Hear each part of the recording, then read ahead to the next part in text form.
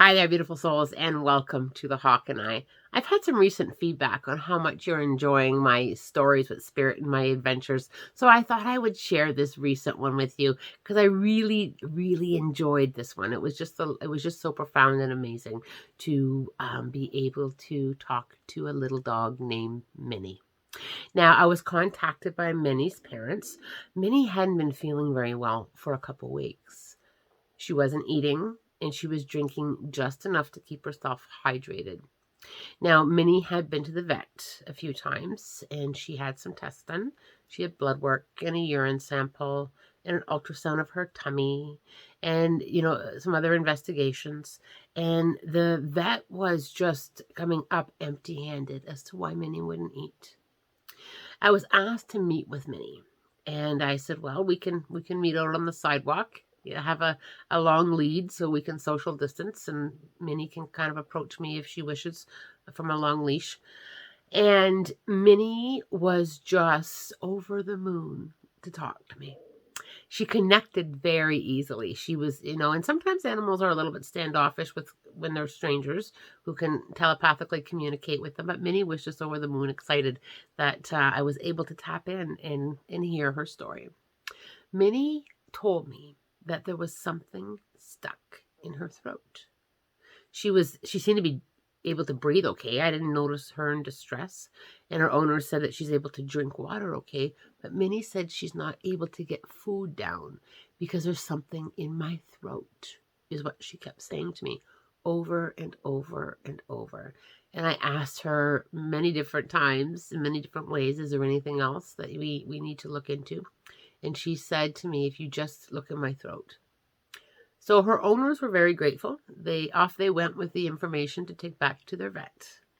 Now, this is where things get a little bit interesting. They made an appointment with their vet, and Minnie's mom said to the vet, "A medium told me there's something in Minnie's throat." And the vet responded to her, "A medium?" And Minnie's mom says, "Yes, she does animal communication." And there was the usual eye rolling that sometimes happens. But Minnie's mom pushed it. And the vet was really reluctant. The dog had normal vital signs. The dog was getting oxygen. So the vet wasn't convinced that this had anything to do with the throat.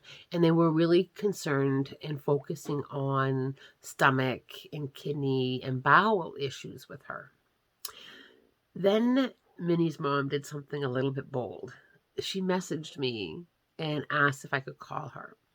So I gave her a ring, not knowing that she was literally in the vet's office. And on speakerphone, I went. And I explained to the vet what I do. And I explained to the vet what Minnie told me. And the vet was a little taken back by what I do with animals. And he very respectfully said to me, "Yeah, but animals don't talk." And I said, "Yeah, they do to me. They do telepathically to me." So I suggested that he at least take a look down there. They at least, examine the throat area.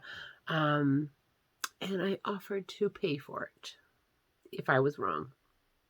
If I was wrong, I offered to pay the vet bill for the throat exam and whatever they do for dogs when they look down there, if it's a scope. But I offered to pay if I was wrong, because spirit and animals are always so crisp and clear when they speak to me. There's no fog, and my trust on what Minnie told me was huge. So the next day, I get a call from the vet's office. The vet himself wanted to speak with me about Minnie. So they did take a look down there.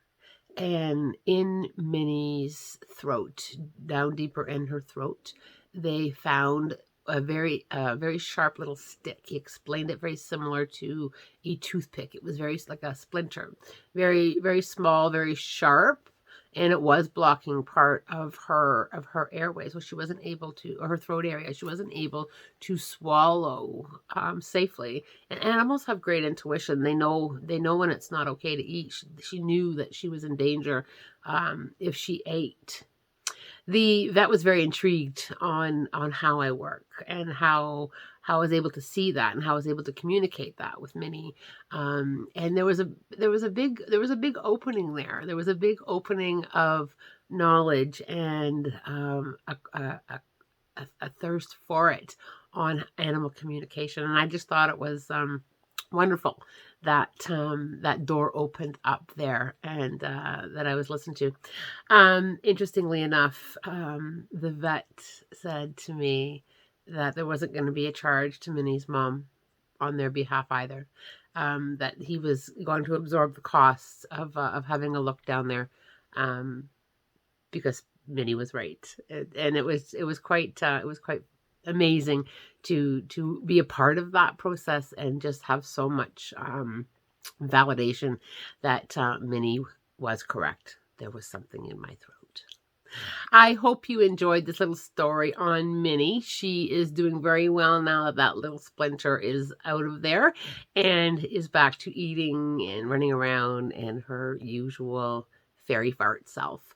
I hope you enjoyed this video. Wishing you love, light, blessings, and a spirit-guided day.